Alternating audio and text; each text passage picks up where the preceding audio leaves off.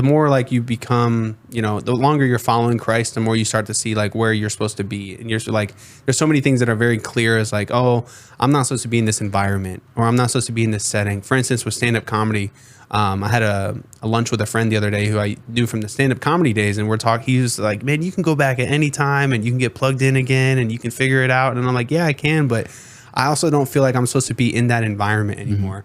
I'm not supposed to be chasing the lights and the fame and the laughter and the checks and that just worldly way of living, unless I'm really called by God to go back and do it in a Christian way, and it was just interesting because it showed me right then and there, like, yo, God has like such a bigger plan. Because, like, not gonna lie, my flesh misses it sometimes. My flesh definitely misses the stand-up comedy life. But being able to see like where God's brought me now has been so refreshing and so like just all glory to Him. I'm getting further and further away from my testimony, but He continues to just show me things of like His goodness throughout this time, and I'm just so grateful for that. Yes.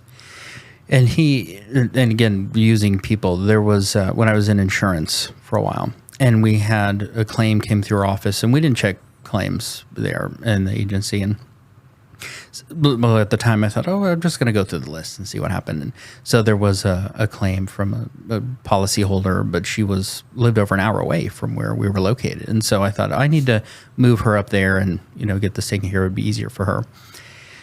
And so I set up a meeting with her to do that. And she said, well, no, I just appreciate you taking the time to do this with me today. So I want to just stay with you.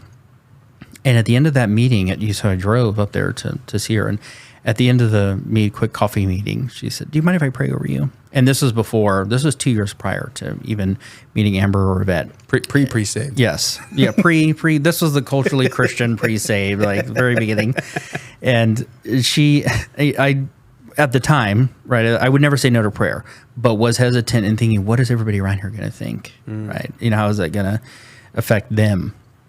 Which now, like, I love prayer. Yeah, let's pray in public all the time. Let's pray for all these people that are in here right now. Yeah, let's get it. So but I never forgot that, and it was 2 years after that she accidentally texted me a long text about celebrating our Heavenly Father on Father's Day. And this was 2 months before Amber even had set up the meeting with Yvette. And so I responded to her. I said, I know I wasn't intended to receive this message, but I can't tell you how timely it is, because I had been praying. And I thought, okay, that was the first seed, right, of God, okay, you're doing something here. Something is going to change and be different. And so I reached out to her, and of course she responded right. She's very prophetic, just travels the world speaking, and she's a Christian psychologist. And so we spoke after that and everything, and she said, yeah, it was supposed to be, she said, a friend of mine's dating a guy named Chase, and so I just got the numbers confused. And I thought, but it's been 2.5 years since we had that one meeting for work, right, just based on her insurance.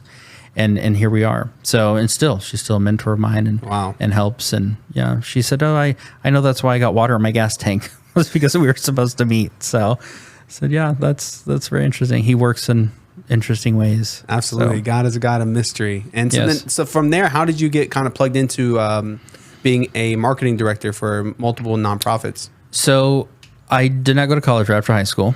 I was 22 when I started and had been praying. I thought, okay, God, where am I supposed to end up, right, in school? Where's the right environment? Because I knew by that time, like, I don't want to be in the wrong place.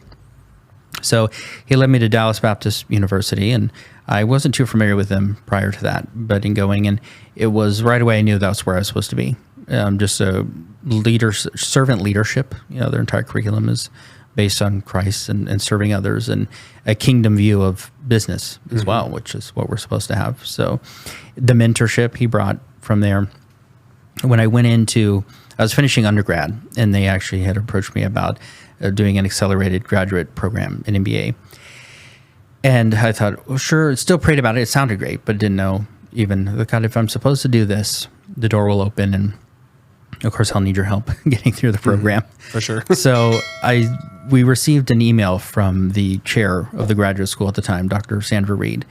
And it was just a mass email welcoming new MBAs in. And so there were about 100 of us. And I hadn't responded to the email. I just read it. I thought that's very nice of her to take the time to do that. Very friendly. And God told me, respond to that email and ask if you can meet her. And I thought, oh, I didn't hear that right. She's busy. She's not going to have time to do this.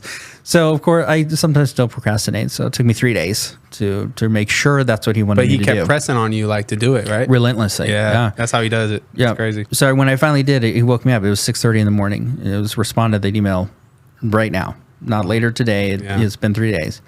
So I did, right? And I thought, okay, well, it's out there. If whatever comes of it, if anything, then.